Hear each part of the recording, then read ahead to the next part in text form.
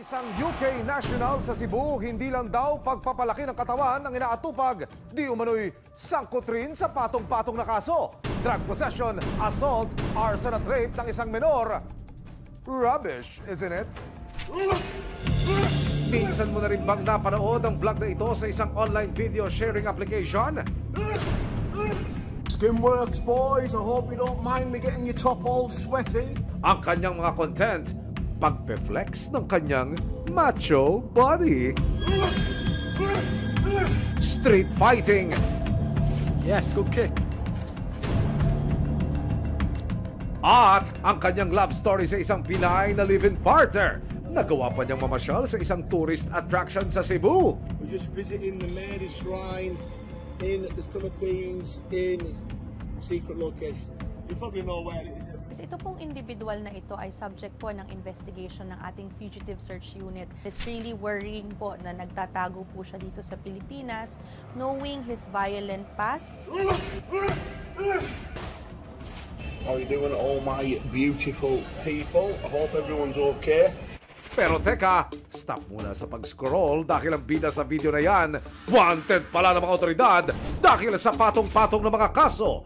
Kinilala siyang si Derek Gordon Heggie. Kabilang sa mga kaso niya ang pagpapakalat ng malalaswang litrato at video, arson na panununog, illegal possession ng cocaine at pagnanakaw. Ayon sa BI, sakot din umano si Derek Gordon Heggie sa panggagahasa sa isang 16 years old na minor de edad sa UK.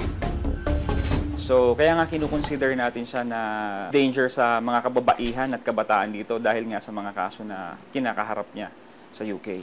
Sa bisa ng isang warrant of arrest mula sa UK authorities na ibinigay sa BI, pinaaresto si Heggie.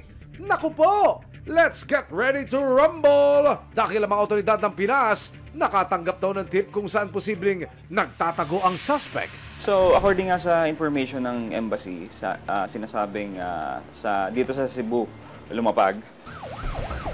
So, nagkanda kagad kami ng surveillance, nagbuo tayo ng tracker teams. During the surveillance operations nga, nakita natin na halos every week lumilipat-lipat siya ng kanyang pinagtataguan. Pero hindi naging madali ang paghahanap sa kanya. Isang buwan siyang minanmanan ng mga otoridad. Bukod nga sa medyo malayo itong Cebu City at may mga iba din siyang lugar na or probinsya dito na nililipatan niya halos every week. So every time pupuntahan namin yung lugar na sinasabi nandun siya ay nakalipat na siya. Base sa kanyang video na naka-upload sa kanyang account, sa isang gym siya madalas mag-workout. Hinagilap ng mga operatiba ang lugar at dito sa Consolacion, Cebu natuntun nila ang gym. Sir, kilala niyo po ba itong lalaking ito? Opo, kilala naman po. Hindi na punta dito dyan. Pero wala na pala rito ang suspect. Well, for Deca, kasi we use the social media exploitation kasi nga siya ay isang vlogger. Although kahit vlogger siya, alam niyang wanted siya eh. So nagiging maingat siya sa pag-upload ng mga videos niya, iniiwasan niyang mag-tag ng location. Nagpatuloy ang paghahanap ng mga operatiba hanggang nitong nakaraang buwan. Namata ng suspect sa isang mall sa Consolacion, Cebu. Pa-order-order at pa-shopping-shopping lang. Oops! Target spotted!